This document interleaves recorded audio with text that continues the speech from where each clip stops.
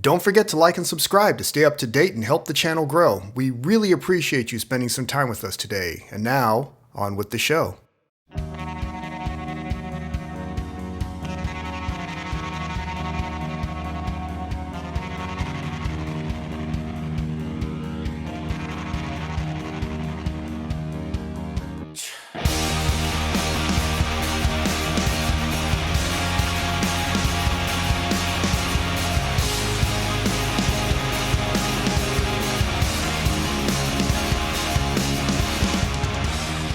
You are listening to the Narrated, Not the Popular Opinion with the one and only Gray.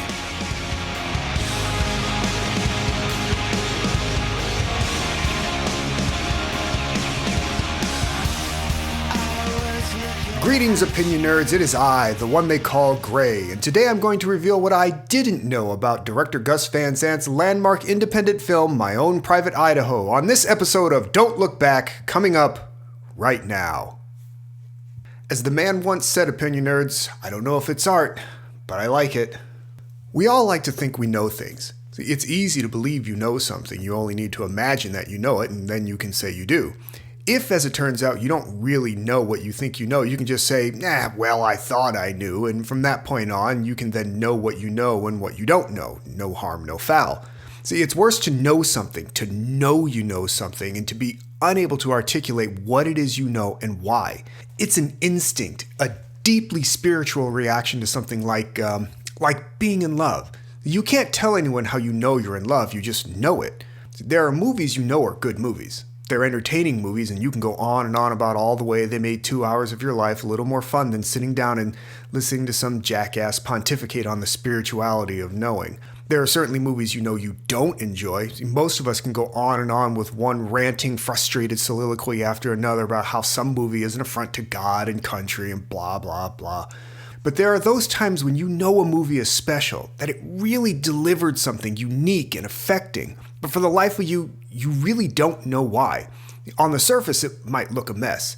Things within it don't make any sense and nothing seems to add up. But deep in your bones and in your soul, you know you just watched something of a type you'll be lucky to experience again, and you have absolutely no idea why.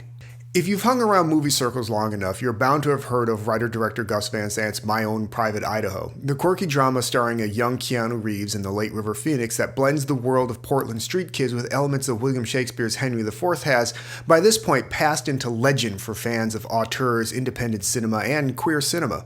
For those not in the know, the film follows Phoenix's Mike Waters and Reeves' Scott Favor as they navigate a week in their strangely conjoined lives as small-time street hustlers. While Scott is waiting for the large inheritance he'll receive on his 21st birthday, after which he plans to go straight and put his bad boy days behind him, Mike, a narcoleptic runaway experiencing strange dreams about his mother, decides it's time to find her after she abandoned the family so many years ago. Part pseudo-documentary, part queer drama, the humorous film has a lot of moving pieces that fit together precisely because they do not fit together.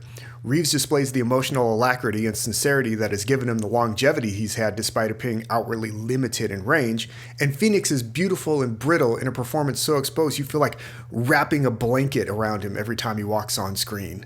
For years, I thought I had already seen the film, the promotional image of Keanu and River on the motorcycle being so ingrained in my psyche that it had to have been something I'd made a point of seeing. As it turns out, the impression of the film I was carrying in my head was nowhere the fuck near the reality of the movie, as it seems I'd never even been in a room where it was playing.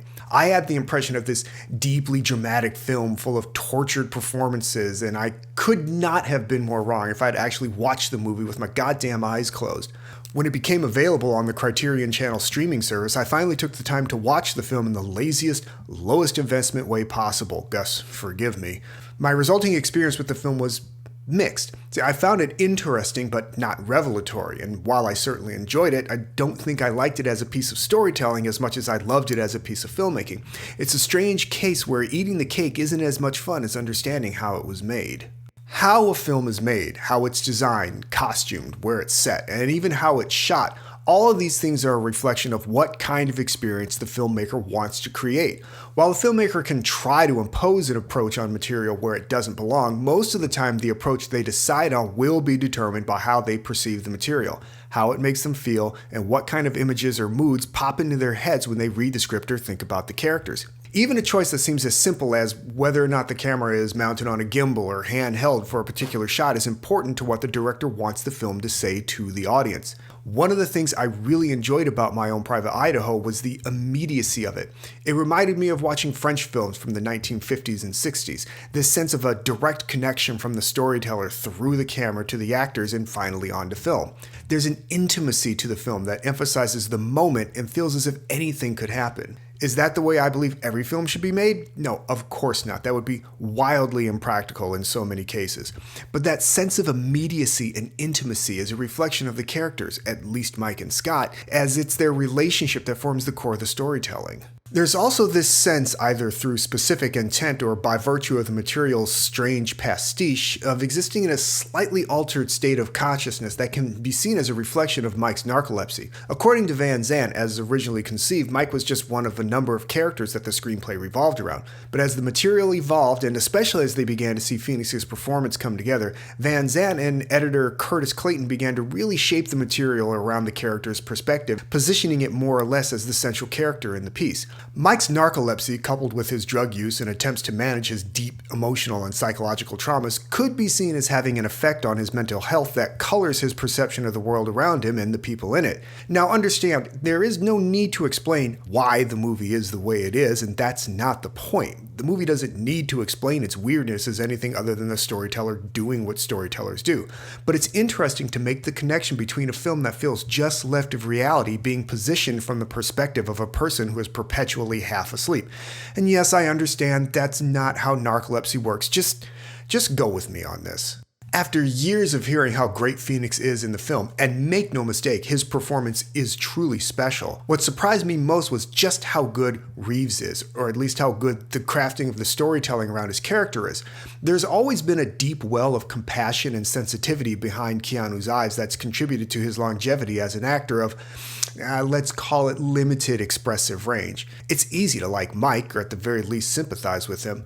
Mike is a broken character who just wants to love and be loved, and wanting to be protective of him is a reaction we are very much meant to have. It would be simple to dislike Scott and write him off primarily because we empathize with Mike and his desire to have Scott in his life, and it's hard to watch a character we become protective of be hurt by the person closest to them. The choices Scott makes aren't intended to be cruel, but what keeps the character from appearing a villain is the tremulous balance Van Sant and Reeves create for the character, where you can sense his regret even as it's unable to overcome his resolve. The question we have to grapple with is the same one posed to Mike. How can someone both care for you and leave you so alone? For Mike, it's another name to add to the list of people who have hurt or abandoned him. But Van Sant makes sure we know that even if we're hurt by Scott's choices, there is a loss for him as well, as he trades his exciting alter life with Mike for something more secure, but far less alive. I've struggled with labeling the film specifically as a queer romance because I don't really see a romance between the two characters. I'm a bit of a literalist, and I always start examining a film's text before I go spelunking around the subtext for any reason. The film is very clear that despite how he earns his money on the streets, Scott is not gay, or at the very least, that's what he claims, and there really isn't anything to say otherwise. It's even difficult to specifically say whether Mike is gay or if he's just desperate to love and be loved by anyone. But Mike does romanticize Scott, and it doesn't take much to see how Scott can be read as a character in denial of who or what he really is, or at least being afraid of the consequences of such, and that being the driving force behind his choices. And to a degree, you can say that Scott romanticizes being a street hustler because he can afford to, literally. But while there is romance all around the film, it's difficult to say whether or not it exists between the two characters. That is to say, they don't romanticize the relationship between them. This doesn't mean I think it's inappropriate to include the film in conversations about queer cinema, only that I don't consider this a romance unless looked at with a very specific lens. I didn't know what to expect when I fired up this film, and I'm still not sure how I feel about it now. The only thing I know for sure is that I want to watch it again. I sincerely wish I could intellectualize the film on a grander scale, but there isn't really anything more I can say about it that hasn't already been said, and said better by people far more intelligent than I. All I can do is share my own experience with it, and even that isn't a particularly special tale to tell. But that's the gig, isn't it? What I can say is that watching this movie started as an exercise in curiosity about a piece of filmmaking, but it's since become something else, I guess. While I do identify as an older queer, these experiences are so totally alien to me they don't seem real. It's not what I would call a highly romantic look at living on the street, but it's not an exercise in the hard, cold reality of it either. But there is a sense of romance about the film, even if it's just idealizing its impression of street life. There's also a sense of humor and warmth that rides on the mightily brittle shoulders of Phoenix's densely intimate portrayal. As much as I love a big, well-choreographed film, I really adore a filmmaker who will grab the camera, sit on the floor with their actor, and just allow a performance to happen no matter how much the camera shakes or focus pulls or the light levels wobble. I don't know what it is that makes a film stunning or brave. I don't know what pressures or problems may have beset Van Sant while he was trying to get this movie made, and I can't and I won't speak for those in the queer community who may have been affected by the film either because of Phoenix's performance or simply because it exists. It's a movie that I can recommend, but it feels like it would be a recommendation to people already inclined towards this kind of film who just happen to have not seen it yet. It's not a film designed for massive entertainment value, so it's not something easy to put in front of people for whom film is just a way to pass the time. It's a film that will appeal to artsy indie movie people, but even in that, some of the younger people out there may have some trouble relating to it because the world of the film seems so far removed from the one we live in now. But the one thing that never changes, that never ages or falls out of fashion, is sincere emotions. That's why Joni Mitchell and Mary J. Blige and The Clash still speak to us. And that's why this movie still speaks to us. There's an affecting value in its rawness that isn't diminished by the passage of time or the advancement in technology. I don't often wax poetic on the philosophy of film, but there is a magic in the idea that film, unlike digital, actually captures light that translates more easily into an idea that it's literally holding the energy of a moment in an immediate and tactile way. A piece of film is a record of a universal instance that you can hold in your hand. Now, I admit that sounds like a lot of pretentious film school bullshit, but it's an interesting concept to ponder. There was an energetic relationship that was created in that moment, and the film captured that and held on to it, and the immediacy of that moment will never happen again. This is, in my opinion, the essence of cinema. Does that mean I think this film is the height of cinema as an art or as an expression? No, not at all. How would I even know such things? But there is something undeniable about the movie that makes it special. I can guess at what it is. I can even apply my very, very limited amount of knowledge to it and possibly come up with something impressive sounding to those marginally less educated or experienced than I. But I don't know what it is about the film that has affected me and has done so more and more even through the writing of this piece. It's captured somewhere on that film in those instances of light and shadow. Something happened on that set. I'll never be able to go back in time and touch it, and I'll be damned if I can explain it, but it's there, somehow transposed into the very chemical grains of celluloid. We all like to think we know things. Life and the universe are vast and confusing, full of random occurrences that don't make much sense. One of the first steps to wisdom is to be able to admit that as much as you think you know, you really don't know anything. However, as far as the limits of our ability to know anything extend, there are some things we can say we know, and those things will be, for all intents and purposes, true. We know when we've had too much to drink. We know when we think someone is attractive. We know when someone has captured our hearts, as impractical as the situation might be. I don't know why My Own Private Idaho is a special film. From a certain perspective, it's hurriedly produced and it appears made on the cheap. Its attempts to graft Shakespeare onto the setting feel divorced from the rest of the film's reality, as does the emotional journey Phoenix's Mikey Waters is on. And yet I know somehow there is something about the film that transcends the perceived shortcomings of its production to deliver something that does grab at you with an undefinable intimacy. It's not maudlin or sanctimonious or pretentious. It's not trying to teach you anything or make some grand point.